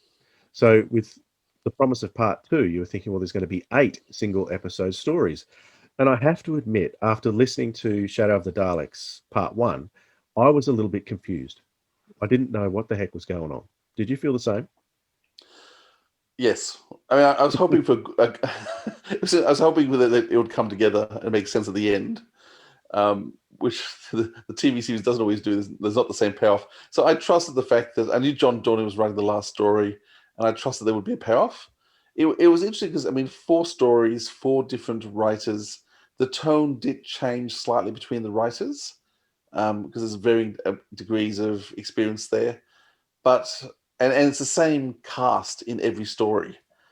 And so just trying to get your head around 2 things. So one thing is enjoy the story as it is, and the second thing is how does this story fit in with the larger picture of what's going on, and why is the Doctor bumping to the same people in different characters over and over again?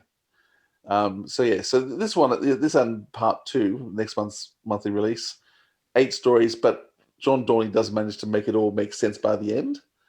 And you do appreciate what's happened. But well, I mean, once again, the Doctor just gets to be the Doctor, which is good. I really feel for the rest of the cast, who every episode were playing a different character. But the good thing is, one of them set in Australia. Yay! So it's nice getting a story set in the Blue Mountains in the first box set.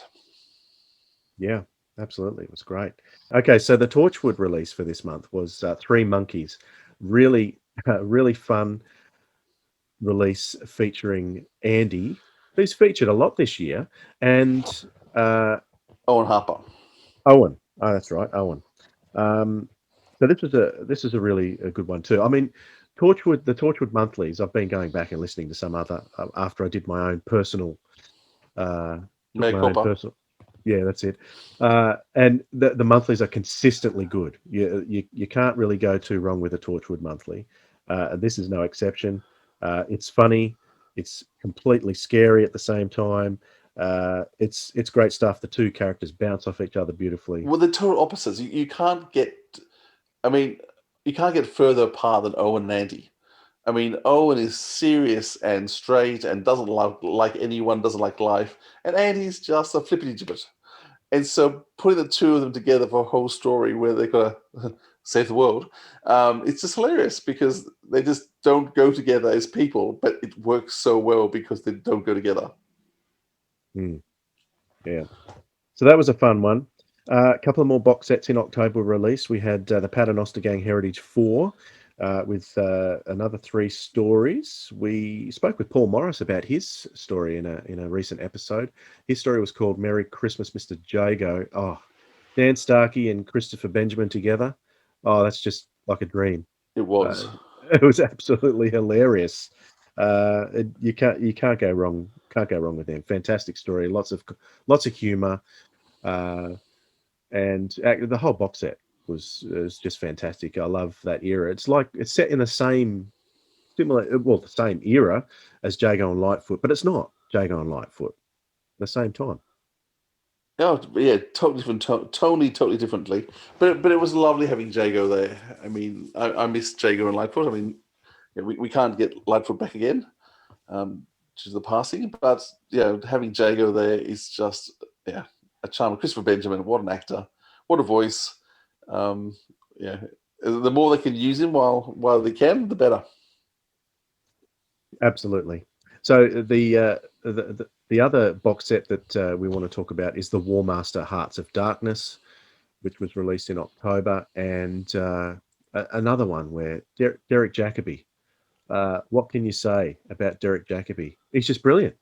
Yeah. And to have him and the Eighth Doctor together on this set as well is just a dream come true.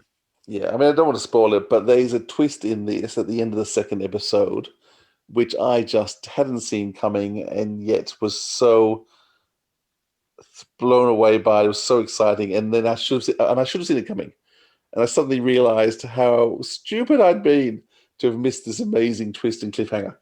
I saw it coming, and that's oh, because I listened to it after, and you'd said there's a big twist, so I was thinking, what's this twist going to be? And I thought, yeah, that's it, and I got it. So okay, so that may be the spoiler. I was proud. I was proud of myself. You worked it out. Well done. But what a wonderful story. And Derek Jacobi, I mean, what an amazing actor. Fantastic.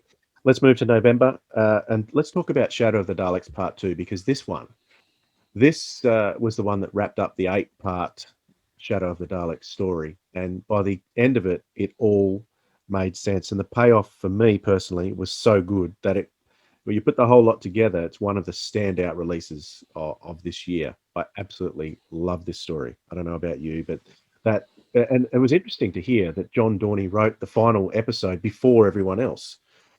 So everyone had the ending. Everyone knew where it was going. I didn't know where it was going when I was listening, but when we got to the ending and it all paid off, I thought it was just sensational. Typical John Dorney script. You can always count on a really nice surprise from John Dorney that's going to pay off in a very satisfying way. So that's what I got from Shadow of the Daleks. What about you? Yeah, good release. I enjoyed it. Yeah. I mean, my favorite Peter Davison release of the year was the other box set in this month. So we'll get to that in a moment. Why don't we talk about that? Wicked Sisters. Wicked Sisters. So yeah. So the Grace. Those who I don't know who people have been following the Grace. Many years back, there was a trilogy of stories with Peter Davison on the Key 2 Time series, and he had a companion made for him who was a tracer. You know how Tom Beckett and Mary Town walked around with a plastic glowing stick that would beep beep beep beep beep. Well, how'd it go, Philip? Actually, it's more like the radiation rattles. Anyhow, however it goes, that's not my forte at all. In the audios, they decided to turn the tracer into a person, which was called Amy originally, and then because they became a companion doctor called Amy, they changed her name to another A word. I forget what it is now. She's always still Amy to me. And then she had an evil sister, which was, I think, Zoe, Zara. And so those two had their own box set. They did 3 box sets called Graceless, which are worth 4, listening. I think. Is there 4? Okay. I really think worth 4. It could be. They're really worth listening to. I think they're fairly cheap at the moment too. So they continue adventures. But here the Doctor's on a mission. He's been told that they're dangerous and evil and they need to be wiped out. And so Leela comes to help the 5th Doctor track, trace, and destroy these 2 characters. So it's a bit of an ethical dilemma there in terms of what's going on. But the fact is, it's got Leela, it's got the 5th Doctor, it's got the Grey Sisters, and just some pretty great adventures. In some ways, the 2 characters have very amazing powers, and so they have to keep finding ways to not let them be able to use their powers.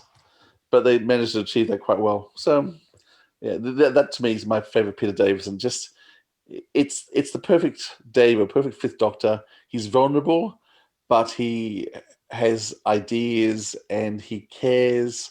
I think the Doctor was just captured so well, and because it's a whole box set of stories, there's time for the Doctor to develop be the Doctor.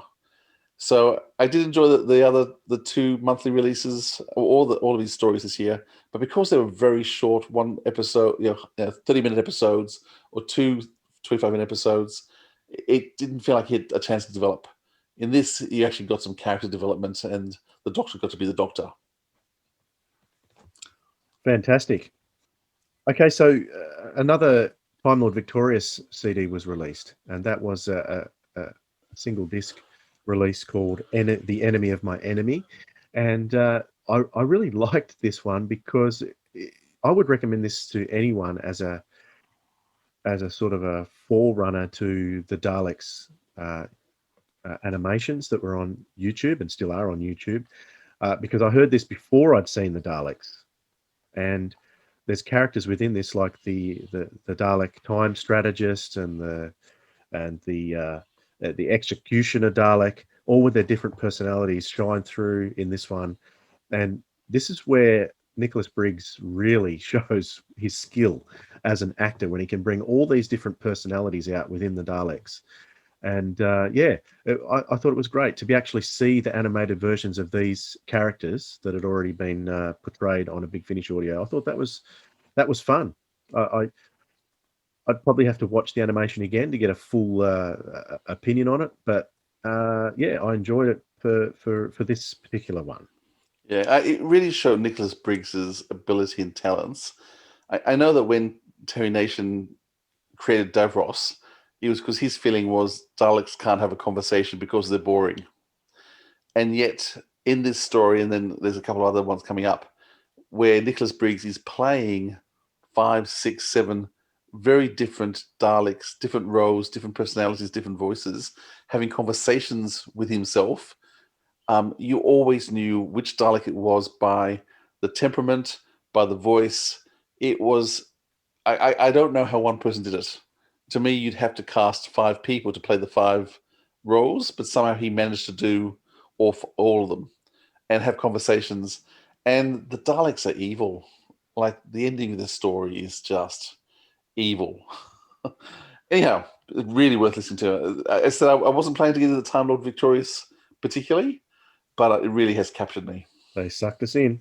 Yeah, It's a good story too. I like it it. is a The great whole story. arc is good, and it really fleshes out once you get into those books and the other media. So yeah, although you can just stick to the Big Finish, I would certainly recommend getting into the other media as well for Time Lord Victorious. Okay, Reese and Yanto's Excellent Barbecue was the Torchwood release, and with a name like that, you can reckon it was a cracker. But let's talk about the 10th Doctor and River Song. That was released in November with 3 episodes.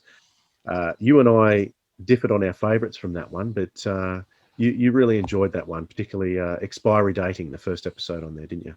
I did. I mean, I'm a huge Alex Kingston fan, have been since her ER days. And so putting her with the 10th Doctor, filling in that gap. I mean, my view was always the fact that the 10th Doctor would have met her again. Because I think, yeah. So all of the great expiry dating, I think, just in terms of just being clever. I love it when Big Finish takes risks, and expiry dating just being a series of correspondences back and forth was just a risky thing to do, but it pays off. But all 3 stories, I mean, I've listened to them all twice now, and I have no doubt I'll be listening to them 10, 15, 20 times. Okay, yeah. So my favourite story from that set was Ghosts. So I really enjoyed the Jonathan Morris story. A concept that's been done in fantasy, science fiction, horror before, with a special, unique Jonathan Morris and Doctor Who twist on it. Loved it. So I was really happy with that. I could sort of sense that it was done in a really rushed way. It was one of these early lockdown ones that they sort of rushed into production. But really enjoyable. At the same, anything with Alex Kingston is great. And you know what I think of David Tennant. No, I do like I do like the 10th Doctor. Listening to. Okay, let's move on to December. We can talk about the first of the monthly releases, and that was Chris Chapman's story. He alluded to this setting when I spoke with him about Scorched Earth. I interviewed him earlier in the year, which you can hear that if you search back through our list of episodes. Flight of the Pimpernel was a story that Colin Baker, or a period that Colin Baker wanted to be set in. I think originally thought it was he didn't realise it was a fictional World. thing, a fictional world, but Chris Chapman found a way to put him in it anyway. And I thought it was really well done. I remember you mentioning to me, Philip, that this was probably one of your favourite monthly releases for 2020. How does that stand up now? Yeah, no, it's a great one. In fact, I had said along the way Scorched Earth, but now I'm thinking about it, I think, oh, no, it might have been this one. Um, there. It was very entertaining. I remember starting thinking, I'm sure the whole Pimpernel story was a novel, not actually real, and yet something was real. And then when the way he wove it together was very clever. So yeah, clever script. Um, the Sixth Doctor and Perry getting on well, I love, and so the two of them just bounced off each other so well. And Perry's she's a strong character. She steps in, she saves the day on a couple of occasions. She's actually a real force to be reckoned with, and so I love she's the way they've developed that character so well. Fantastic. The next monthly that came out was a good one because we got to speak to the author, Elizabeth Miles, and that was The Grey Man of the Mountain, set in Scotland, but featuring an appearance of the Brigadier with the Seventh Doctor and Ace. So that was a really nice listen. And as we mentioned to Elizabeth, it was the last appearance of the Seventh Doctor in the monthly range on his own. Yep, it's still a bit hard to take the fact that the monthly range is coming to an end and all these things are wrapping up. But it was a good yarn. It wasn't. It's not one of the world shattering ones, but it's about relationships. And I think seeing the Doctor and the Brig, you're seeing Ace and the friendship she developed with the character. It was a personal, relational story. Um, set in Scotland, which was nice. I kept expecting. I was kept waiting for the Yeti to turn up. They didn't. But the surprises that were there in terms of bit of timey-wimey stuff in there. Scottish Mist. It was it was a good tale, good yarn. Absolutely. All right, you've probably got these stories. I have listened to these, but I didn't really absorb them as much as I should. The two Time Lord Victorious releases for this month: Mutually Assured Destruction by Lizzie Hopley and Genetics of the Daleks. So Mutually Assured Destruction is a Eighth Doctor story, which is described by Big Finish as like a diehard in space. So what are your thoughts on those two Time Lord Victorious outings? The Mutually Assured Destruction does not let up at all. It is just go to woe the whole time. The Daleks are there. It's follows on from the one from last month. There's been something's happened in between, which I don't know whether it's a graphic novel or what it is. But there's obviously been a story in between. But it's just the Daleks at their most ruthless.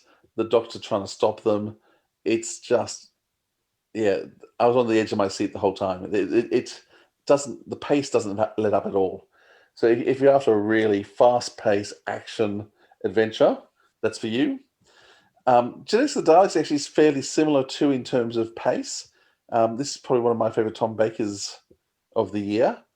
Once again, I don't really quite understand how it fits into the whole Tunnel of Victoria series. I haven't put all the pieces together yet. I'm looking forward to getting the books and and piecing it all together more. But yeah, it's just a good quality.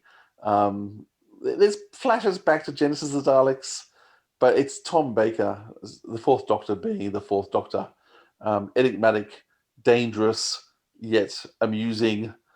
Well worth listening to. So tell us what you think about the Robots Volume 3. That was released in December as well. And we didn't quite have a meeting of the main cast with Pull and Toos, which is what surprised me. No, but they know they exist now. So Yeah. the main cast are name checking and investigating. So there is once again, it's basically a Pull and Toos story by themselves, which is a murder mystery, and there's some big shocks during the course of that story, which once again I was surprised by, and which is why I'm really glad Paul will be in the next one, because you can see what they're building towards. It is quite tragic that David Collins has passed away. Great actor, and more stories to tell. Certainly, this one is interesting. You could feel the tension ramping up in terms of the politics and the situation. And in my head, we had one more box set to go, and by the end of that, had to be the conclusion, which links with Ravenous, where the TARDIS arrives and Livchenko rushes in. and she's escaping from something, but we don't know what. But now we know there's at least another 2 box sets. Thinking, well, actually, that might slow the pace down. Don't know. But yeah, the cast is superb. The acting, the world building, the way they've just established this world. Caldor, I just feel like I know, which is just bizarre considering it's all based on one Doctor Who story from the 1970s set on Sandminder. But there's been so much around Caldor with the other series as well that it just feels like a place I understand and know. Yeah, and I'm remembering the cliffhanger now. It's just coming to me. And I've been thinking all the way through the Robot series, oh, this is really good. It's not crossing over with Caldor City, the other series that's not Big Finish related, that I absolutely adore. So it's not going to cross over. But with the cliffhanger, I'm starting to think, oh, is there some kind of a crossover? And I hope it's treated well enough that it doesn't kind of detract from the other Caldor City series. Because it is a pretty intense cliffhanger that we've got on this one. Yes, it is. Very good. Okay, so have you had a chance to hear The Crown yet? That's the Torchwood. I haven't heard it yet myself. I have. I love the fact that the year began and finished with Queen Victoria. Yeah, I mean, once again, she's a fascinating character. The Crown's a bit interesting because Rowena Cooper's there, but you're not 100% sure, is it really Queen Victoria or is she someone else? And so there's a real puzzle there. But bit by bit, you realize that there's some very clever manipulation, and there's another great twist at the end, which got me. So it was good. I like Excellent. being got. I'm looking forward to that one. Mm. So the last couple of releases for the year were short trips. The Shattered Hourglass was the last sort of regular short trips release, which is an interesting one. I don't know if you've had a chance to hear that one, but from next year, actually. Yeah, from next year, the short trips are going to be, there's going to be less of them. It's only going to be 6, and they're going to be released around September, I think, in a box set. Oh, okay. Yeah, so no more monthly short trips, I'm afraid. Okay, I missed that bit of news. There you go. Yeah, the Paul Spragg Writing Opportunity winner was published as their finished short trip. What a thrill that would have been for Eugenie. I can't pronounce the surname. Sorry, I'm not going to try. Australian writer, based from what I hear on the extra base. She's based in Canberra, so nice and close to us. So that's very good. I haven't had a chance to. I know what the premise of the story is, so it's a really interesting sounding story. I hope this Paul Spragg Writing Opportunity continues because I was inspired by all the talk about it, so much so that I wrote one myself. There you go. Fantastic. And you actually read it, Philip. So there. I have read it. It was pretty good. Thanks. That's high praise. That's high praise. It is from me. So that was an overview of the releases of Big Finish. It's not exhaustive, that's for sure. There was still quite a few releases we didn't mention or only had a passing mention. But if there was a standout for you in terms of Doctor Who, let's just go Doctor Who. What would it be for you, Philip? I can't do one. So the one. Okay, give me the standout for you for the monthlies. Standout for me for the monthlies. I think I'll still go Scorched Earth, though Plight of the Pimpernels would be close. So written by the same writer anyway. So yeah, I know. Yes, that's accidental. That's not deliberate, but both those captured my imagination a lot, and I think there's. I mean, I love being able to talk. We haven't talked a lot in terms of the depth and the character development, and also the undercurrent themes. Much we have a chance to long enough as these, but both those had some very deep themes. I thought, but I mean, they're very different styles because I mean, Planet of the Pimpernel is much more light-hearted, easygoing, but there's in terms of the whole period of history, it was a very bleak time. So yeah, I love the historicals. I don't know why the show doesn't do more because to me that's always captured me most. So that'd be the monthly one. 10th Doctor River captured me a lot. 6th Doctor and Perry I adored. I'm a positive person, Dwayne. It's hard for me to not find good things in lots of it. So yeah. Well, what about you? What's that for you? Oh, sorry. For me, definitely the monthly release for me would be Cry the Vultress. It's for all the things that I've already mentioned earlier on.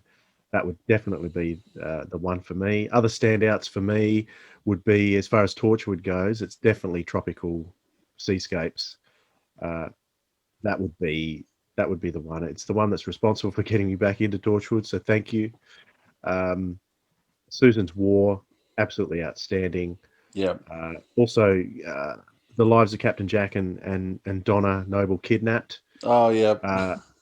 Those have really stood out to me too. So I often see Time War 4. I mean, that was just wonderful.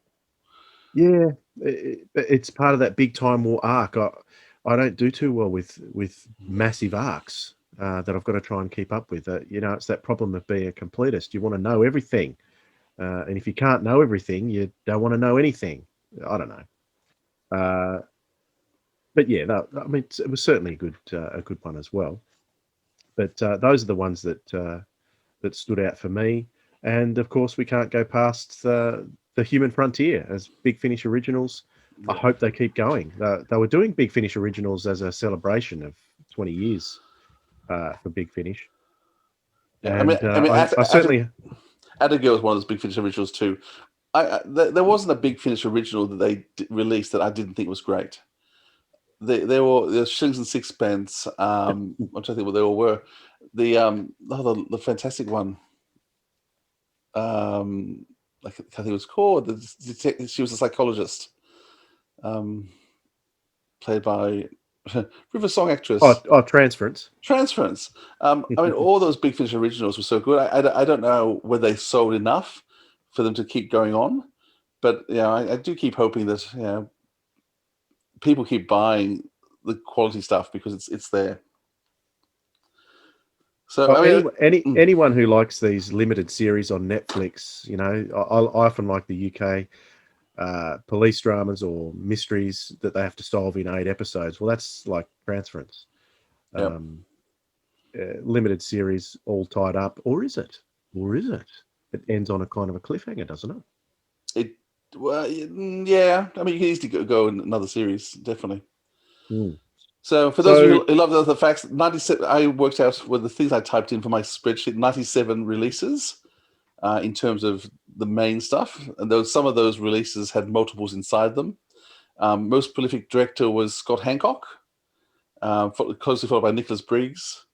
So yeah, just I think we need to keep. Yeah, part of what we love doing here at Sounds of Audio is keep talking to people about their work and what they do, because these productions that are being released, there's so many people involved in them, so much work goes into them, and so much love. Because I think the thing that stands out is that these people love what they're doing, and it makes us love them too. I think a couple of other standouts too. You'd have to go with Kat Armitage for debut writer.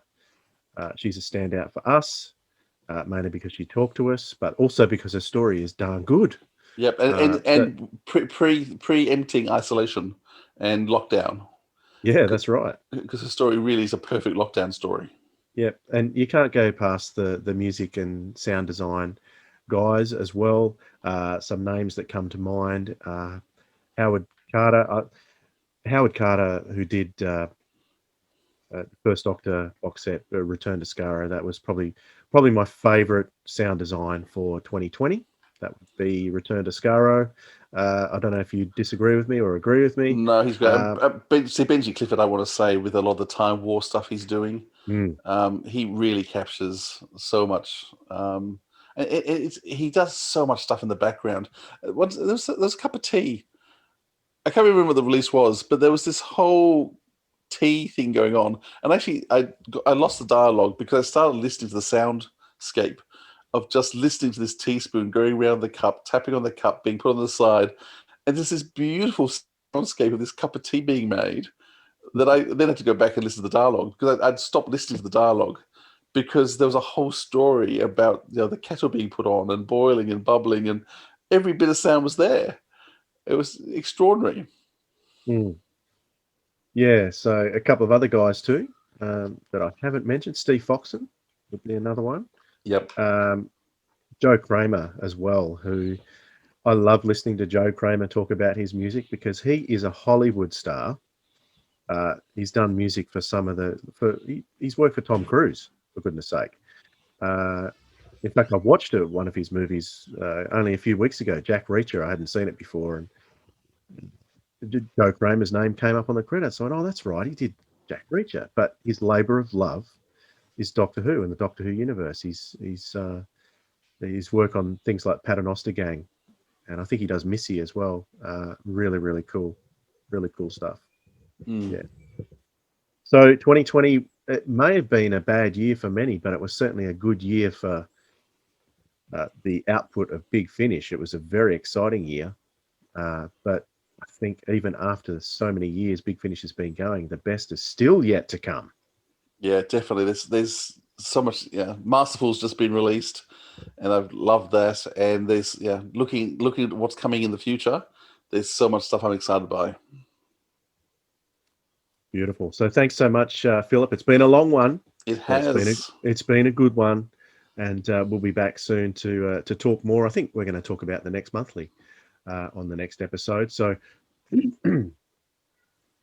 depending on when that's released, we have something very special coming up for episode 42 of the Sirens of Audio. So next episode being 41, if Colony of Fear, which is the next monthly release, hasn't been released yet, there may be a slight delay on that, but we will get it out to you as soon as possible. Our episodes drop on Thursdays normally, but bear with us if there is a slight delay. It will only be this once, I promise. But I have to line it up with episode 42, and you'll find out why when we do it. So thanks very much, Philip. Good to talk to you. It's been great. Go and rate and review us on Apple Podcasts and do all those sort of things that you need to do. The more we get seen, the better. Very good. I'm gonna record an outro later. That's fine. I'm tired. Yeah, you sound like you're losing it. I don't want to do my screaming. Everyone's asleep.